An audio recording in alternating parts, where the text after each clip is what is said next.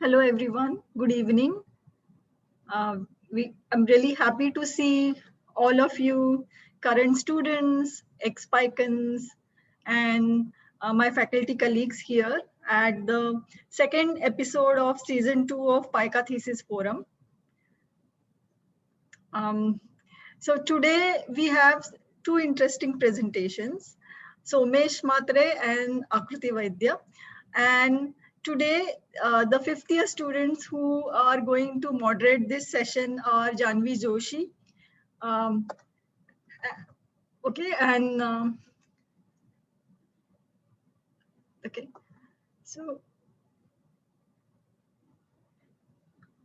all right, Janvi, I'll ask you to go ahead and start. Thank you, ma'am. A very good evening to everyone. Our Yeah, first presenter, our first presenter for the day is Somesh Mhatre from the batch of 2015-2020. He recently secured the first position along with his teammates in the Jurassic Camp House competition curated by Arcalum. His thesis topic, Reinventing an Apartment Building Using Microhouses, is aimed at rethinking the prevalent housing design practices in an urban context and approach the residential spaces with a newer outlook and design approach. I hereby invite Somesh to please share his screen and go ahead with the presentation. Hello, thank you, Janvi, for the introduction. So I would like to start by thanking PiCA for this opportunity given to me to present my thesis, and also special thanks to Kavita ma'am for my thesis guide for her constant support and guidance throughout the 1.5 years of the thesis project. So I would like to start my screen sharing. So is it visible properly? Yes. So Yes, yes, yes, yes. Okay.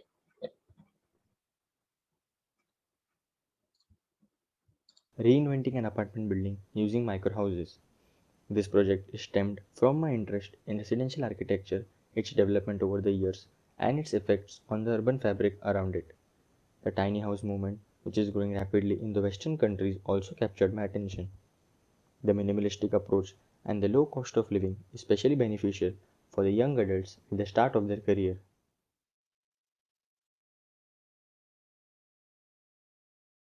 Let us now briefly understand the way the research is done. This study is aimed at achieving a modular mid-rise apartment building with a wide range of spatial configurations, making it efficient but also allowing it to deviate from the typical looking existing residential buildings.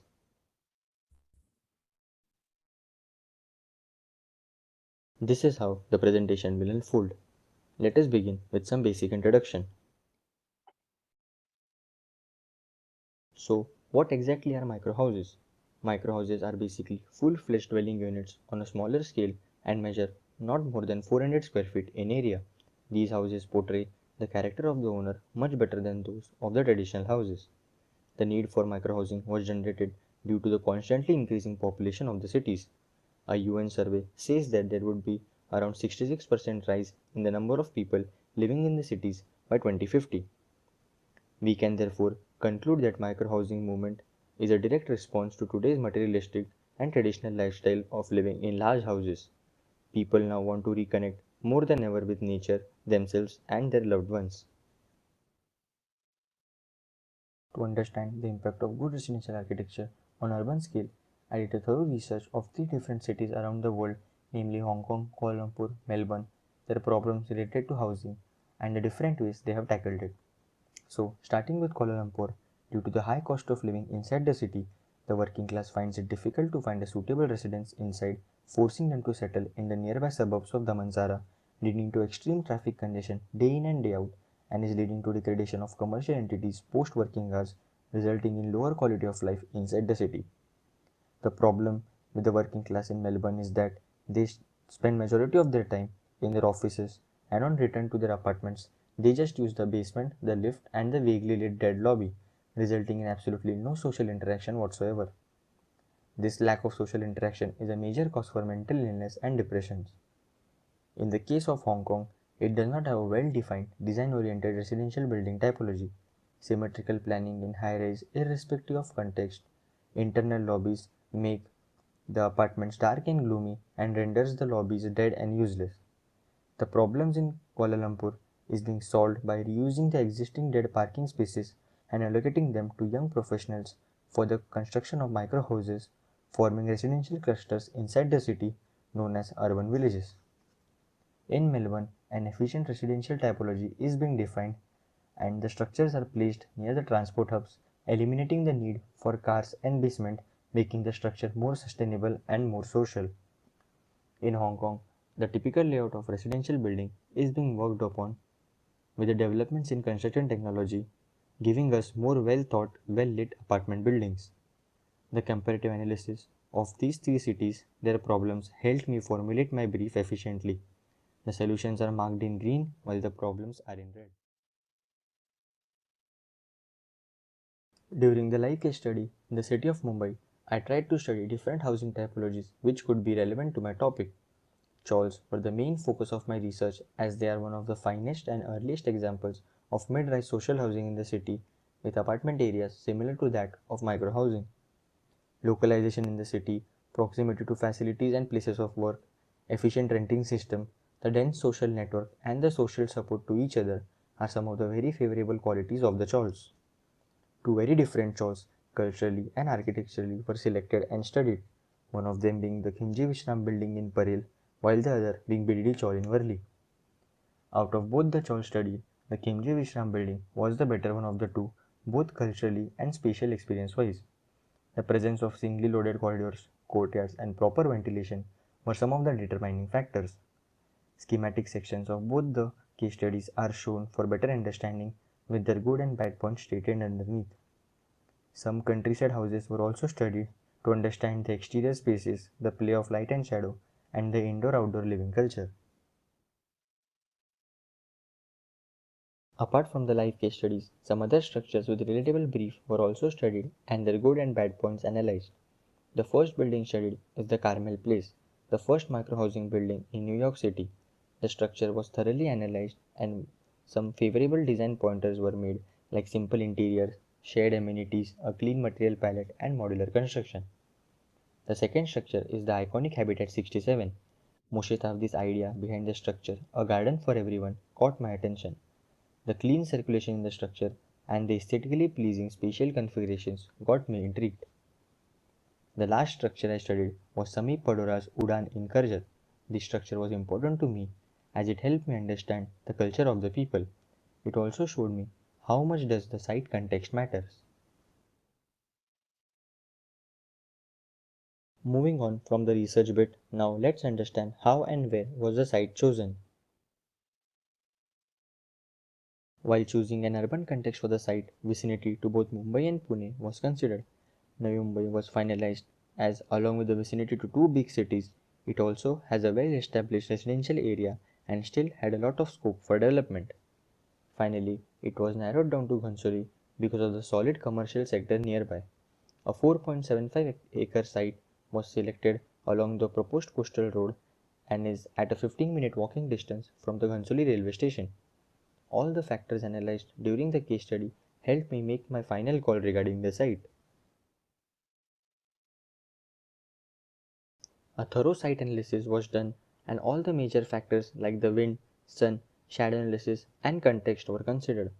A proper analysis of wind and sun helped me understand the orientation and set screens for shading and openings for unobstructed winds.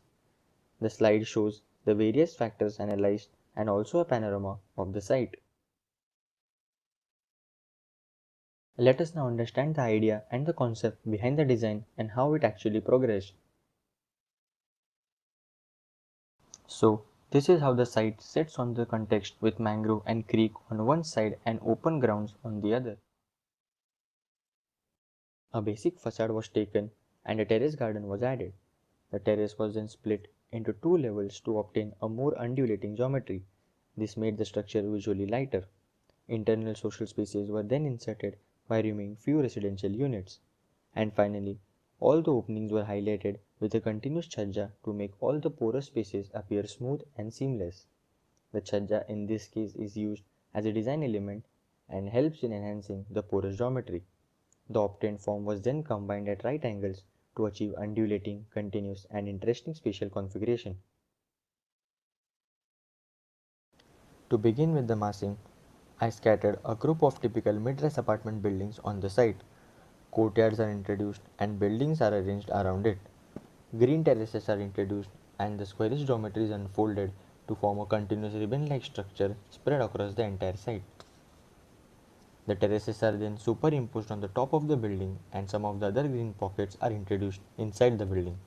Thus, combining the concept and the massing, we achieve a single building connected via the terraces. This is how the structure is visualized at a macro level. After understanding the building at a macro level, let's look at it at a micro level. The corridors are split into two parts, a private veranda and a public walkway on the basis of their usage.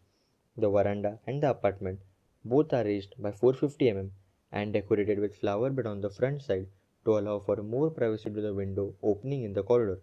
Thus, the walkway becomes a social corridor and enhances social interaction among the residents. This is a visual representation of how the social corridor may feel. The sun shading you see is present on the southern and the western facade. After understanding the concept and the massing, let us see the process in 5 stages, visualizing a single corridor growing into a mid-rise apartment building.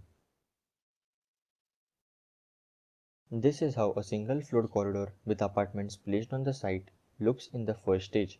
The staircase and the lift blocks are introduced in between according to the fire norms.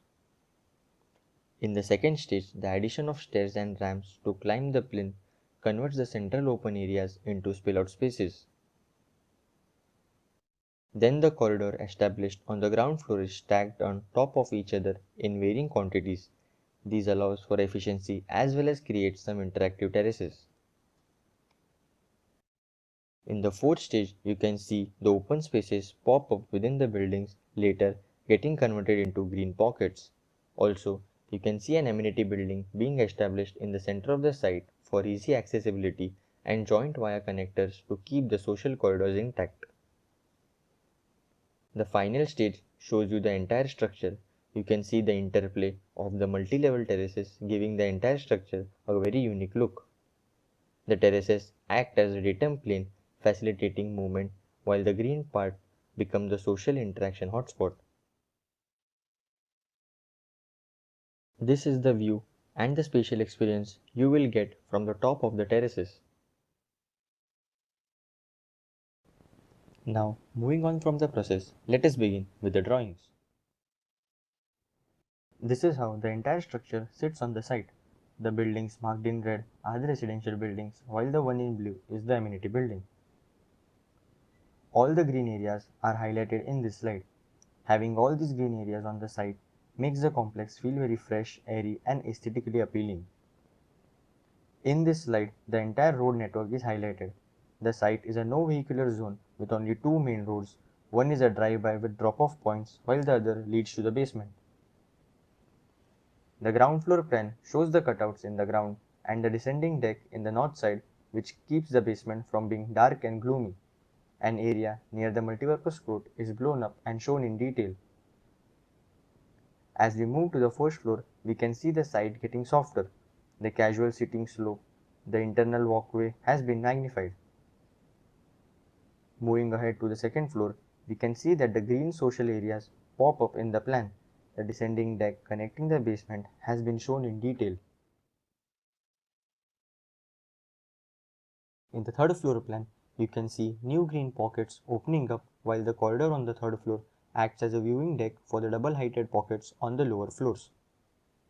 Moving up, we can see the terrace gardens in one of the buildings while the amenity building connector bridges is magnified and shown.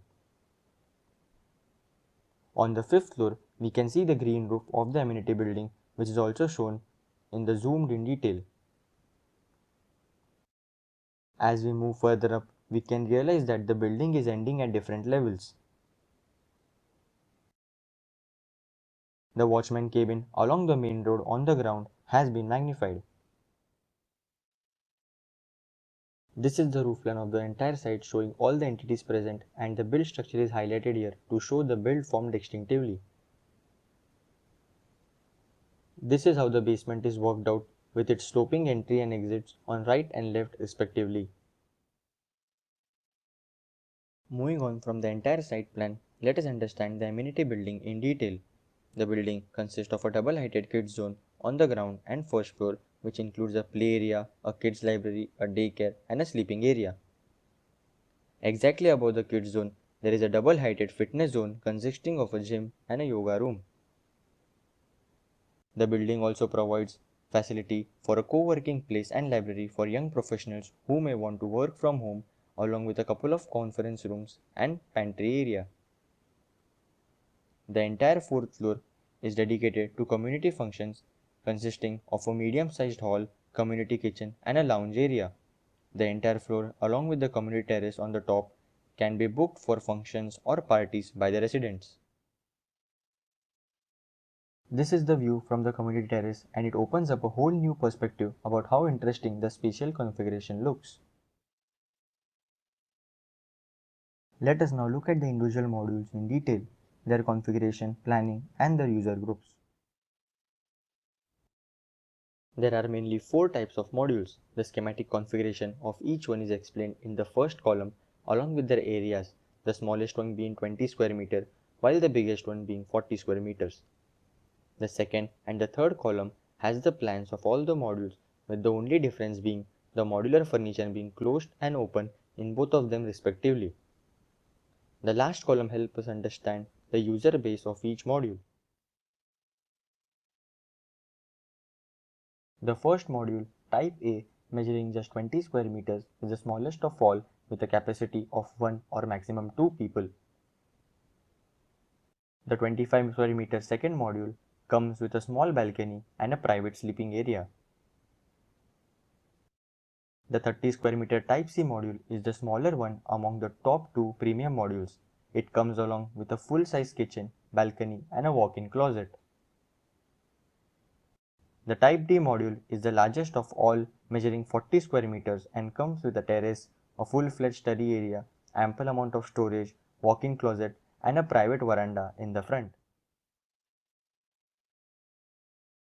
A 3D visualization of the smallest module helps us understand the spaces better.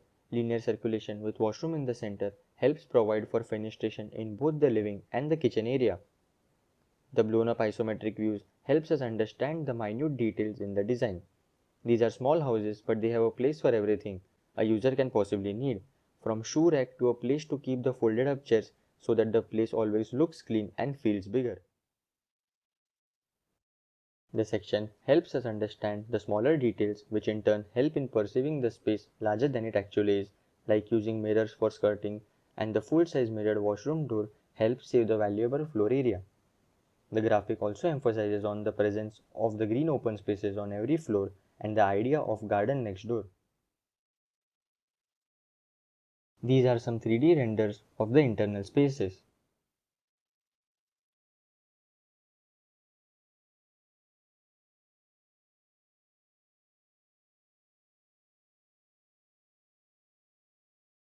Let us now come back to drawings after understanding the plans and the modules. The first section CC- cuts the site diagonally and goes through two buildings at three different places.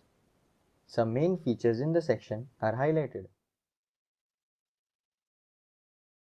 The highlighted areas are blown up and explained in detail. The presence of balconies and the idea of interactive terraces and garden next door helps us understand the possible social interactions that can happen in these areas, like the misinterpretation by the boy thinking that the girl from the other building is looking at him, or the man who is getting entertained while he does his laundry. This image shows the green pockets and the multi-level terraces for a better understanding. The second section BB- is also a side section that slices through a building and the multipurpose court. We can see the multi-level terraces and the continuous chajjas running in the elevation.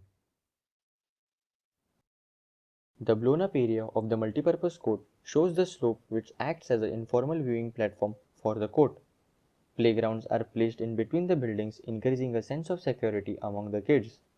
The continuous green terraces are also highlighted here. You can see the multipurpose court and the surrounding buildings in this image. The different levels of corridors can also act as a viewing deck for the court during society matches. Section AA- is a part section which goes to the amenity block and the play deck. The section differentiates between the various spaces inside the building floor-wise and helps us understand the different levels of the play deck. The blown-up sections enhance the spatial experience and show the area in more detail.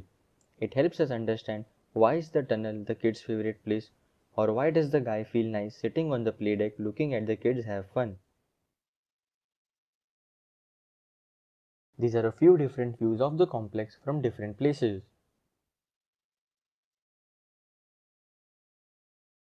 Now, moving to the final part of the presentation, that is ARD, let us begin with some details followed by the layouts. Few details from this section would be picked, magnified and represented.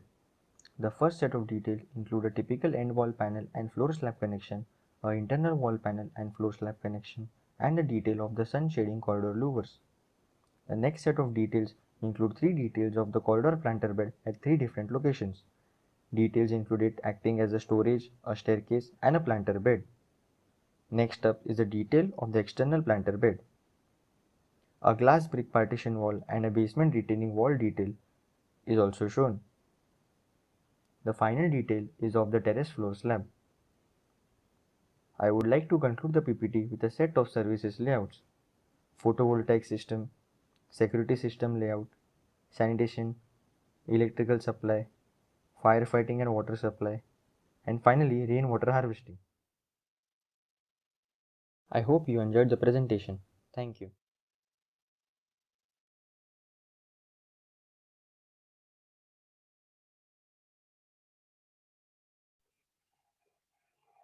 Thank you, Somesh, for sharing your work with us. It was a very well represented and articulated presentation. Now, without any further ado, I'd like to introduce the second presenter for today, Aakruti Vaidya, who is also from the batch of 2015 to 2025. She gave her design dissertation jury and graduated in the month of October, and has since been investing her time on freelance projects, including architecture as well as interior design. Her thesis, Redevelopment of an Equestrian Academy, was featured in the Unbuilt exhibition at Udaipur Architectural Festival 2020. Akruti, you can start with your presentation. Thank you. Thank you, sir. Thank you, sir. Thank you, everyone, for inviting me and having me here. I'll just start with my presentation now.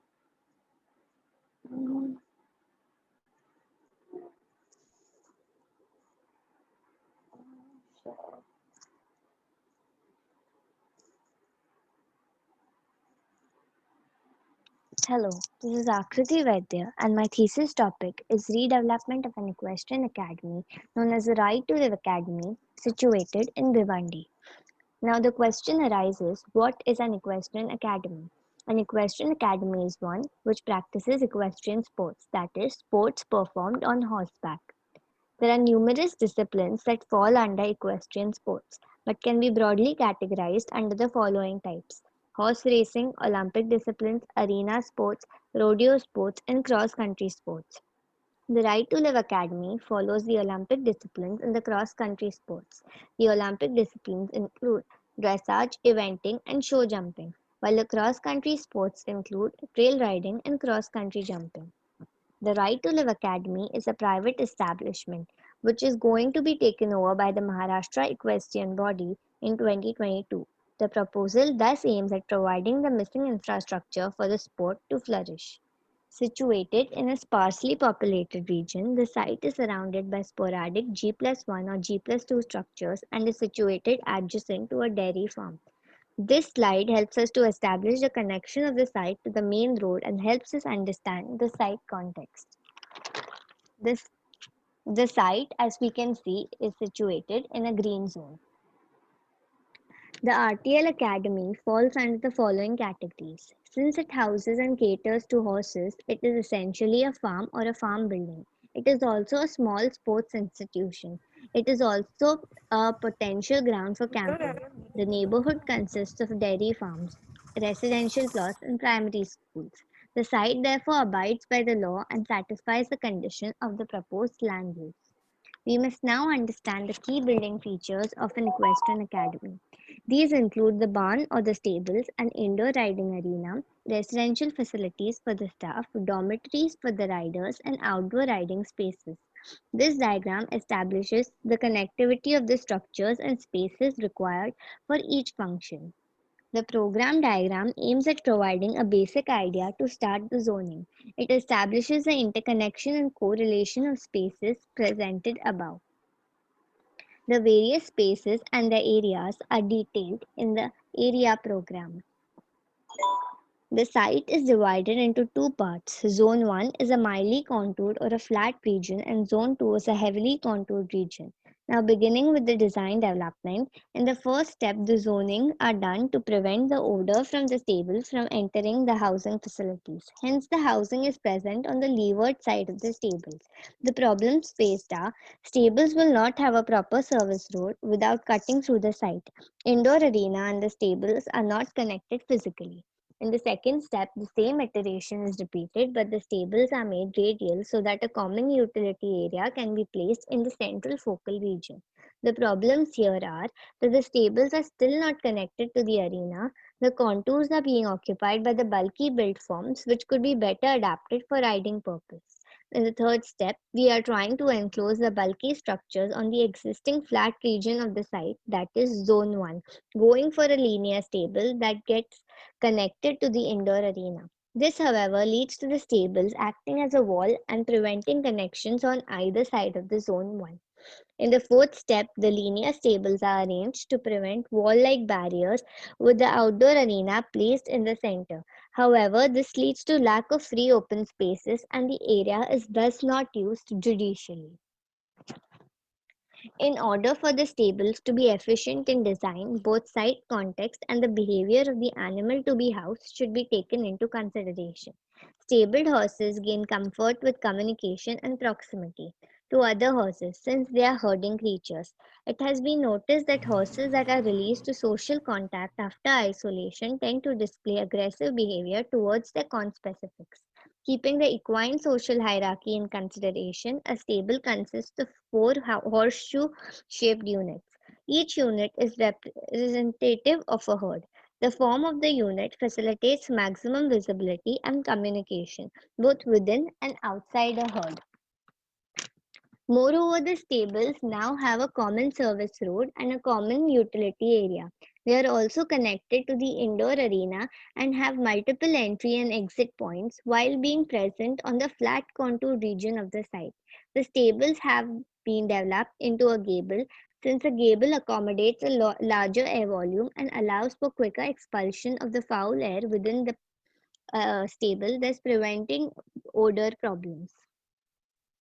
The following diagram displays the regions marked for the riders' dorms in orange and the staff quarters in purple. With an aim to create simple and compact residence with easy maintenance, the staff quarters are designed by modifying the existing contours into the respective steps. The 5 meter by 5 meter loft houses 3 to 4 members and forms a close-knit community which has direct access to the back entrance. Moving on to the dormitories, type 1 of the dorms is designed by arranging an interplay of blocks representing private spaces and social spaces. However, it does not utilize the area judicially. Type 2 is an 8 meter by 15 meter block comprising both private and social spaces housing 4 riders. Type 3 aims at evolving Type 2 into the concept of a mews house. Mews houses are formed when rows of old stables are converted into houses for people. Similarly, in Type 4, modules of Type 3 are arranged in rows with spaces for external circulation between them. In Type 5, the houses are rearranged to provide maximum open walls to each unit, which are then stacked up vertically to save space in Type 6. With the contour being converted into steps, the Type 6 module is then given gable ends to match with the gable theme stable and prevent them from being visual barriers. One unit houses 12 riders. The design of the indoor arena begins with the traditional gable of the indoor arena. Type 1 displays the arena with its required dimensions. Type 2 further develops the roof into various plans with a skylight on top. Type 3, that is the final structure of the arena, satisfies the required dimensions and has an interplay of steel beams and frames over its roof. Zoning. Finally, having placed the main structures, mainly the indoor arena, stables, dormitories, and staff quarters, the remaining spaces, that is the natural contours, are used to create open spaces for the horses.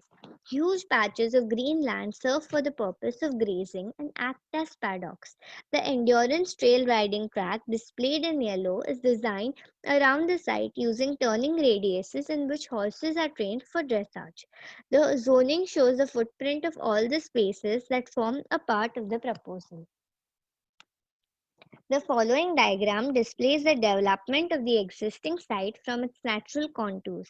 Assigning each structure its right location on the site gives us the following site landscape. All the concepts, along with the minimal modification of the terrain, are integrated to fill the need of the proposal. The following images show the isometric view of the fully developed site.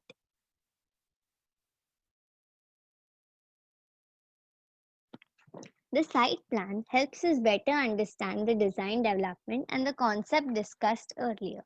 The outdoor spaces and landscaping highlights the experience of an outdoor farm, which is an animal-friendly spot. Water holes are spread throughout the site, which serves as drinking spots for animals. The design of the same ensures that poaching of soil doesn't occur after the animal has finished drinking water. The turtle pond forms a part of the petting farm and is designed similarly to the drinking water holes. The original contour layout has been superimposed on the roof plan. Let us now discuss some other prominent landscaping features. Transition points. Since a special riding track with a riding surface is dedicated for outback riding and endurance, transition points to facilitate the smooth change of landscape materials have been created. The stairs and the ramp arrangement. The 5-meter drop is designed to accommodate stairs as well as the ramps with proper turning radius so that it can be used by the riders to get down the horses as well. The following slide shows us the entire setting of the site together by the means of a site elevation.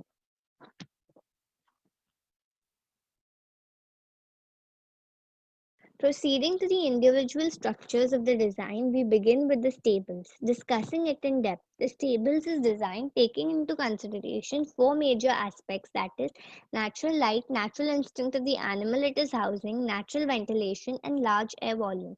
The structure has a toughened glass skylight which allows ample sunlight to enter throughout the day. This is essential as horses face adverse impacts to their vision in dark stables. Sunlight also governs the amount of pathogens and germs within the stables. We will discuss about the further points in the following slides. Each horse stall has dimensions as mentioned in the British Horse Society. As a result, a horse is free to move around and has proper turning radius within the stall. The section shows that the ceiling height of the stable is 7 meters, which provides a large air volume. Larger air volume provide proper circulation of air, with the foul air being exhausted before it is inhaled by the horses. This helps in preventing respiratory disorders among the horses. The design of the stall caters to the various natural instincts of the horses as well. The grills provide visibility. The mangers are connected on alternate opaque walls to allow them to eat or drink peacefully without being bullied by their neighbors. The lures facilitate periodic vision. They can be drawn and opened as per the behavior of the horses. The grill density is adequate. It is sufficient to provide vision to the horses while ensuring that the body parts do not get stuck in between. This slide highlights the structural components of the stable. The entire framework of the stable is constructed from prefabricated steel components which are coated with anti-rust paint. The roof is covered with concrete tiles. The following slide displays the ARD strip section of the stable. Detail A comprises the skylight detail, B the roof gutter detail, C highlights the vent detail, D displays the stable door detail, E displays the gutter detail of the horse stall. The strip section highlights the timber lower facade, which facilitates ample air exchange and natural light. The steel frame details excludes the facade detail while highlighting the components of the steel frame. Detail F is a section of the water hole. H displays the connection of the louvers to the wall. G displays the connection of the steel frame at the base, followed by the plan of the base plate. The indoor arena. The structure of the arena comprises of prefabricated steel portal frames situated at 5 meters center to center. It is 14 meters tall and has multi-story levels in the interior which serve for various purposes. These areas have been highlighted through the spot sections. The arena has a capacity of 450 viewers. The exploded diagram of the arena highlights its structural elements. Constructed of prefabricated steel, the portal frames are strengthened laterally by the box section MS beams running in a crisscross geometry across the roof. The east facade of the arena is designed with an interplay of timber ribs and the prefabricated MS column. The canteen hence serves as a semi-open structure facilitating cross ventilation and ample natural light. Similarly, the timber lattice on the south facade also facilitates diffused light to enter. The section displays the various spaces within the arena situated at multiple levels as stated earlier. Strip section AA- displays the solarium, canteen, and its mezzanine. Detail O highlights the various layers of the roof. Detail P highlights the details of the vertical plantations on the east facade. Strip section CC- highlights the viewing deck on the west end of the arena. Detail Q magnifies the construction detail of the mezzanine. Strip section EE- displays the RCC sitting area, the timber lattice detail, and the protective paneling along the riding arena. Detail M highlights the connection of the timber frame to its adjacent components. Detail N shows us the section of the riding surface. Strip section FF- exhibits the viewing deck, the owner's office below it, and the multiple entrances to the arena. Detail I highlights the apex of the portal frame. J highlights the gutter. L talks about the steel staircase that leads to the viewing deck. The dormitories. The dormitories have been designed taking into consideration aspects such as view, wind, contour, and various factors mentioned by the users. The rows in which they are organized represent the concept of the Muse house. The following elevation of the dormitories displays the east facade of the dormitories, which overlook the trail riding track. The exploded diagram helps us understand the structure both spatially and structurally. The dormitories comprises of prefabricated RCC columns which support the steel frame. The standing seam roof sheet is installed on the steel frame with glass wool fiber acting as a layer of insulation both against weather and noise.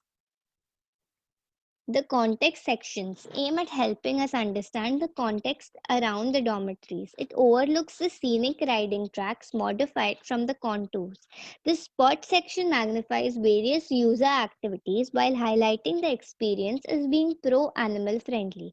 The exterior spaces around the units form as social areas. The context sections help us understand the area spatially. It highlights the various activities occurring around the dorms. The rainwater harvesting canopy serves as gathering spots for the riders around the dormitories, and it also collects the rainwater. The dining area is a common space for riders. Various types of user interactions are highlighted in this slide. These include human-human interactions, human-dog interactions, human-horse interactions. These are the ARD strip sections of the dormitories cut to represent its various profiles, accompanied with magnified details of the connections.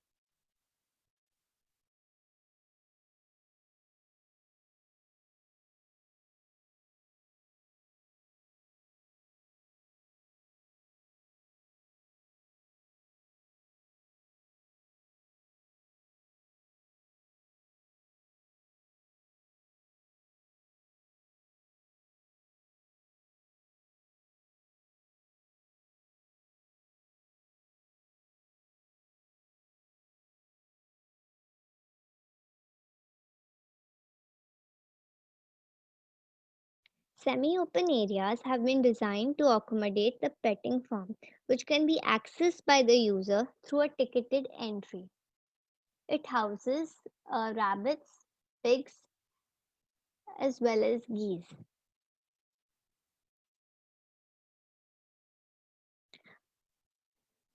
This slide displays the view as seen from the highest point of the site, while this slide displays the view as seen from one of the lower points of the site. The site section H shows the long section of the site. It cuts through the stables, outdoor arena, indoor arena, endurance track, and paddock. Site section FF- cuts through the highly contoured region of the site. The long section of the indoor arena and the section of the staff quarters have been highlighted. The paddocks and the riding areas are highlighted in this slide. These include the hill for the outback riding and the horse walker just beside the stables. The utility area is a space used to store the medicines, fodder, and grain that form a part of the horse's feed. Since large amounts of horse muck is generated, a space has been provided within the utility area to store it. The muck treatment area is where the muck is treated to create manure. A part of the waste generated is transported out of the site on a monthly basis, while the treated manure is used on the site itself. This slide shows the various methods and the steps required to treat the horse manure.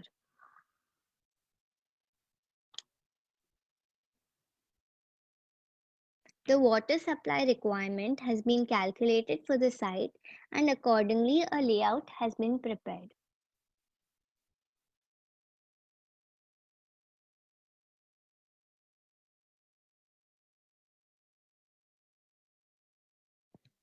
The grey water from the stable is directly connected to the manhole, while the wastewater from the arena and the staff quarters and the dormitories is treated in the STP and reused.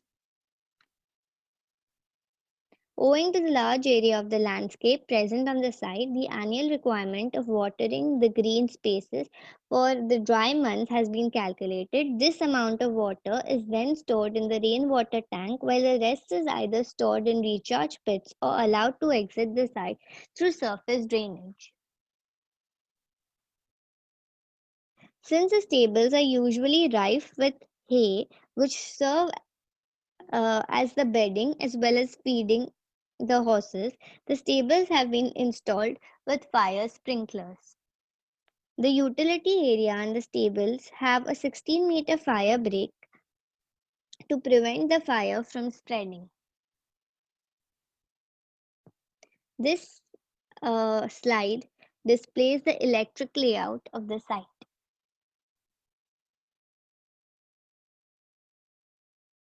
This brings us to the end of the presentation. I'd like to thank you for your time and attention.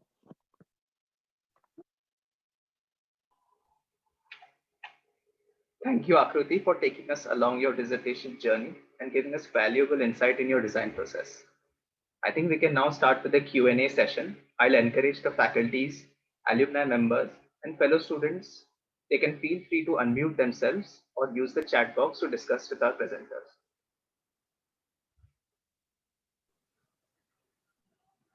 Yes, wonderful session. Both Somesh and Akruti, both of you have done very good job, and I really like your drawings as well. Of course, you know, the Akruti's semester 9 book was the kind of graphics she did, that was phenomenal too. That's something which I will always remember. The amount of work she put in her graphical representation in her research book especially. So this was good too. So to begin with, I want to say that Somesh, yeah, I was very happy that I was your guide, and it was good to see you working in both 9th and 10th semester. And the micro housing, it is something which is it's getting there. All the houses are getting smaller and smaller, even builder made in today's era. And a special attention needs to be given to the thought of the concept of micro housing. As they get smaller, the needs of that particular house change. It just cannot be in the same way as other houses. So it is uh, an important topic that you address to. So that's good. And also the strip planning, your plan where it is going in a strip formation for housing. I think that's amazing because it really allows you to keep your floor plate thin and lets you have lots of light and ventilation, which is absolutely needed for micro housing, because your apartments are smaller. So then yes, to make it feel good in those houses, you do need the lots of light and ventilation. So there it definitely does justice. Is there anything that you would have done it differently now, if you look back on your thesis, Somesh?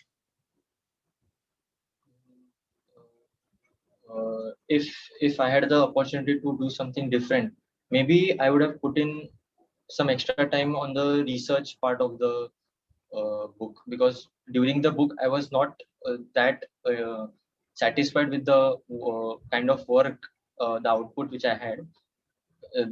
So that affected my design process. So when I started designing, I came across some obstacles, which I concluded that was because of the some of the parameters which I left out during the research. So if I get the opportunity to do it again, I maybe would do the research bit quite thoroughly now, because I Okay, know so the that's your importance of it. advice to the Yes. students who are current students now.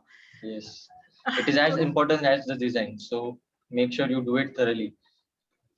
Okay, yes, of course. So that's good advice to students. And Akruti, what made you choose this topic? I really like the simplicity in your design, and the dormitory design was also very interesting. The sloping and the way the windows jut out. So those are something different and unique. And for today's Indian context, typically the dormitories which students design have been kind of same. There's nothing unique or different about them anymore.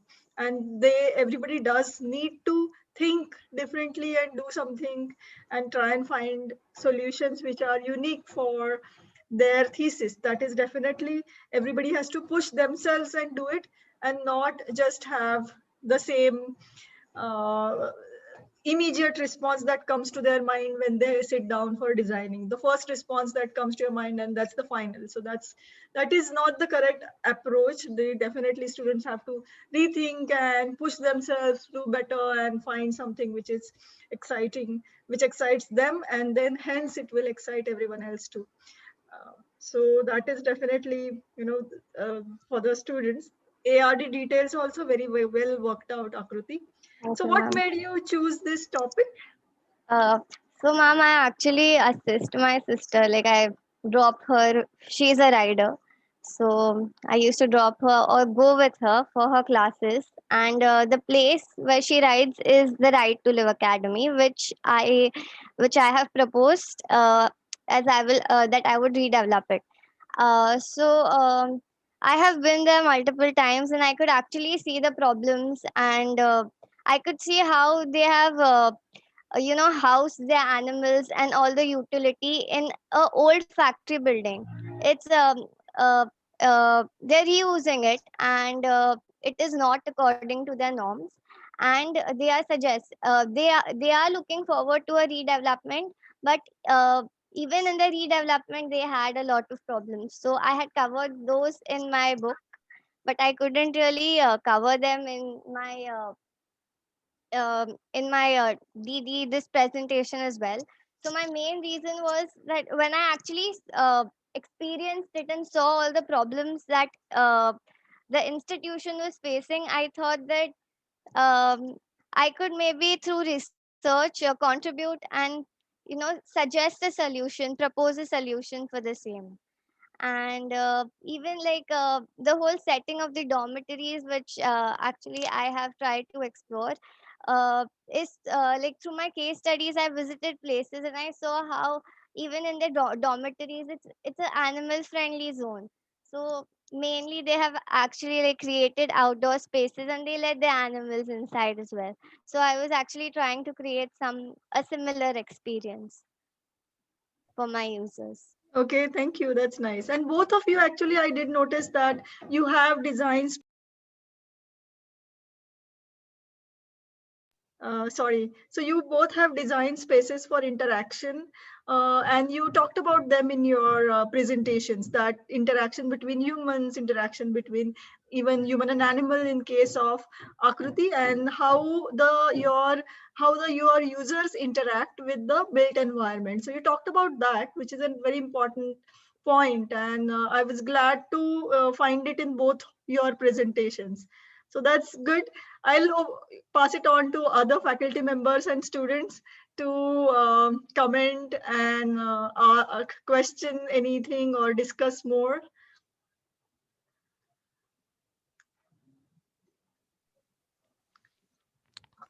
Hello. Hi. Wonderful presentation, Akruti and Somesh. So, my question is for Somesh. Somesh, can you hear me? Yes, I can. Yeah. So, firstly, housing has been in question every decade. There are drastic changes across the globe when we talk about the design aspect of mass housing. It has developed according to the need of the hour and has been of major economic concern every decade. In our country, housing uh, mainly revolves around regulations according to the norms, which adds up to the wider prospect of economic development. I wanted to know your thoughts on the future of mass housing, uh, considering the current scenario where real estate development mostly revolves around the idea of treating only the elevation. The spatial value is, somewhere it is not there when the economy factor comes into picture. So, what are your thoughts thinking about, say, 20 to 30 years from now? Uh, Thanks for the question. So, looking at the current aspects of the housing in our country, which in which the housing is basically determined by how economical it is. So that was one of the reasons why the housing is getting smaller. The rooms are getting smaller.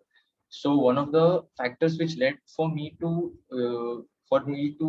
choose this topic was, if we cannot the space which we have is limited, so we cannot increase the space. So what we can do is plan the space efficiently. So that was one of the major factors in due to which I chose this topic.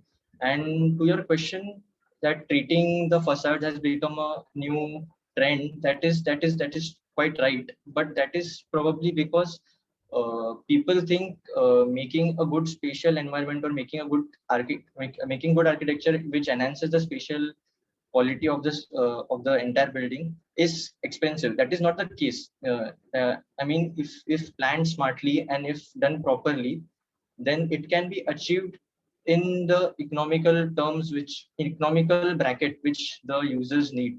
So maybe it's maybe 20 30 years down the line, I think we need we need people who are not scared to do housing, because most of the times we see the students also, we see that housing, they consider housing as a topic which cannot be dealt with uh, which cannot be with interestingly.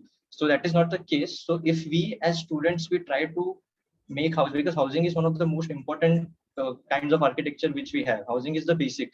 So if we develop the culture of using our creativity in housing, so I think 20 30 years down the line, we can make the housing more better, as well as put it in a nice economical range. That is not that hard as that is not that tough, I guess. So I don't know. Yes, thank you, Somesh. That fairly answers the question.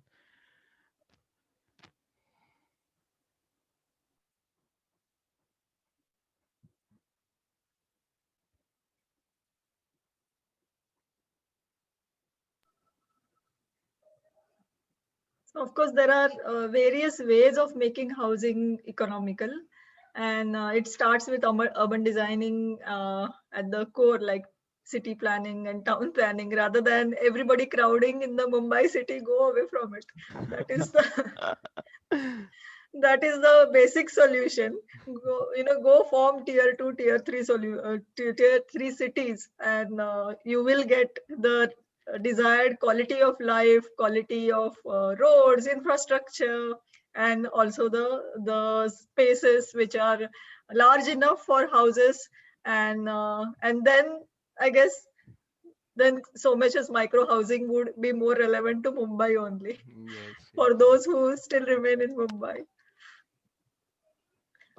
Ma'am, the entire thought behind, I mean, these discussions have happened in between our classmates as well, that students are very much afraid of going for housing as a thesis topic. So that, I mean, this scenario, I don't know why it has been into picture, but I think you are the best person to, I mean, highlight this thing, that why students should go for housing, and they should think of housing for a futuristic approach like Moshe Savdi, or say Interlace, uh, that kind of housing in the context, in our context, like in India's context. Um, so you're saying more of like, should they take up housing as thesis project? It starts with that, and Moshe Safdie has been my role model. When I did my thesis 20 years ago, it was precast technology. Okay, that's what I explored. That's what I studied, and then I really followed Moshe Safdie's housing construction thoroughly, and I tried to bring that in my project. So it's a classic example which inspires generations, I would say. And of course, I mean, I think you all are free to take up housing as a project for, I mean, your thesis topic for 5th year. You should definitely go for it. You should not stay shy from it just because in 4th year you have housing studio, and so 5th year you are needed to do something different. That is not true. You can definitely explore housing issues, but then yes, you have to understand certain issues to explore for your housing in thesis, because you have to do the research. So it has to have particular parameters which are unique, like Somesh has taken up micro housing as the parameter, where he he explored the situation across different continents and what is happening in different cities, what are the challenges of micro housing. So he understood all of those, and he compared that with chawls of Mumbai, and though the term micro housing did not exist at that time, it is a kind of micro housing. So all of this was the part of his research. So you need something like that for students to take up housing as a thesis topic. I feel that's my personal opinion. So rather than being like general housing, something like what typically housing is made by builders for us, right, in our cities. So we don't really have a choice of doing anything different or so. So here, yeah, if you take up as thesis topic, those can be exemplary. You can really show what are the possibilities beyond what builders have been doing. The mirroring the plans across, putting the service course in the center, and not following any of sun path, etc., the implications of those, or taking advantages of what is available to you about sun, wind, etc. So all of those things go for a toss in builder-made apartments or so. So I think that's definitely, I mean, I would say students of 4th year or 3rd year should definitely think up to identify these certain issues and try and answer those by taking up those as topics. And also what Akruti has taken up is architecture for animals. Okay, so that is again a topic which is which what I have seen is very technical kind of, the responses of students related to whether it is dogs or other animals, veterinary hospital or so typical for with that has includes all kinds of animals, or if it is only dogs or so such topics students take up, but the solutions or the responses are kind of like very much guided by the technical requirements of it, and there isn't really a lot which has been left up to the students to explore in terms of architectural language that they can possibly do. So that I think is the challenge with with with topics related to animal shelters. So maybe Aakruti, do you have anything to say about it, that, or do you disagree with me? You can disagree. Yes, Mary ma'am. I disagree a bit because, like you said, there are some technical aspects that we have to cater to, like sunlight, cross ventilation, then how to prevent moisture inside the stables in the context of my topic. So, yes, I mean, I could have explored more through the design, but right now for this topic, what I did was I tried to modify the normal, the traditional gable. But yes, actually, we can go beyond that and still have these technical aspects catered to at the same time. Yeah, right. So when I went technical, it was more about the size of the Yeah. shelter which is required, Okay. and Yeah. then it becomes repetitive also because you have so many numbers to deal with. So so the variation scope for variation is kind of limited, is my opinion. So that's where uh, the challenge lies in terms of freedom of to express yourself Yeah. as an architect.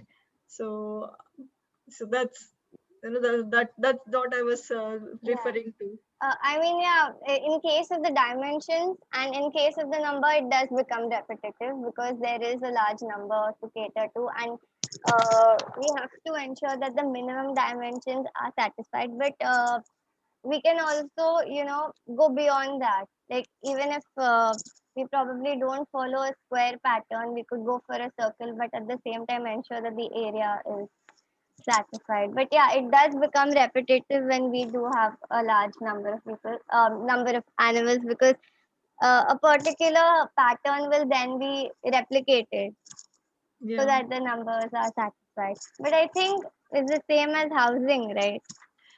It is, but there are some variations possible there. Yeah, yeah.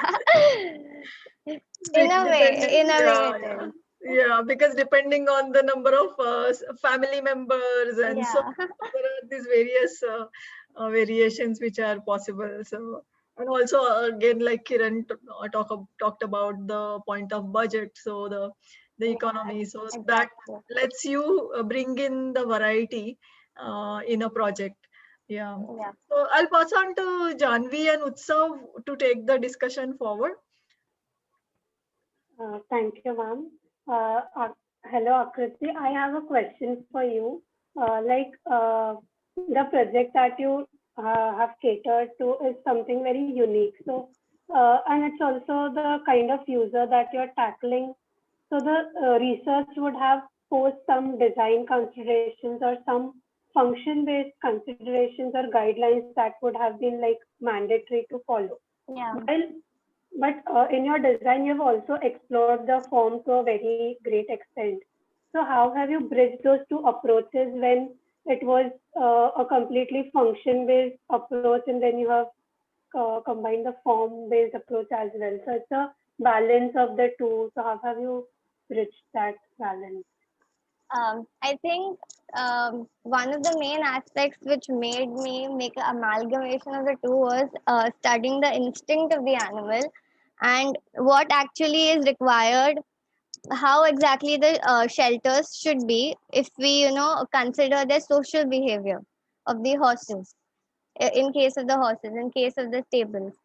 So there are a particular natural instincts that which needs to be catered to, but which generally aren't in normal traditional stables. Like uh, what we generally see is a rectangular block, a linear block. So after studying these aspects, like the natural instinct of the animal, like they need contact because they are herding creatures. They also need like partial visibility as well, like because like a social group, they have disagreements between them, so they'll have a disagreement with their neighbors. So these were the aspects which helped me design the hostel, and the points of the social like the social hierarchy of the horses and the natural instinct that helped me to combine the two, the design as well as the technical aspects, so that I cater to the technical aspects as well, the natural instincts of the animal as well as add my own add a new touch to it, not follow what is traditionally followed around us, so that I actually present a solution from my side instead of taking what's given to me. I hope that answers your question, Janvi. Yeah, yes. So I think research is the key to the question you asked me. Knowing what you have to do and then deciding how you can do it, how you can mix it with the technical aspect. Yeah.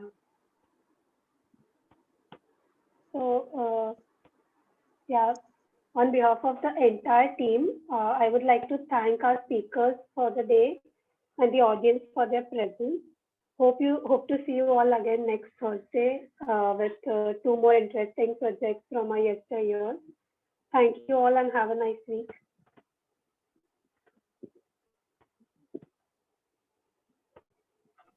Thank you, Somesh, Akruti. Thank you.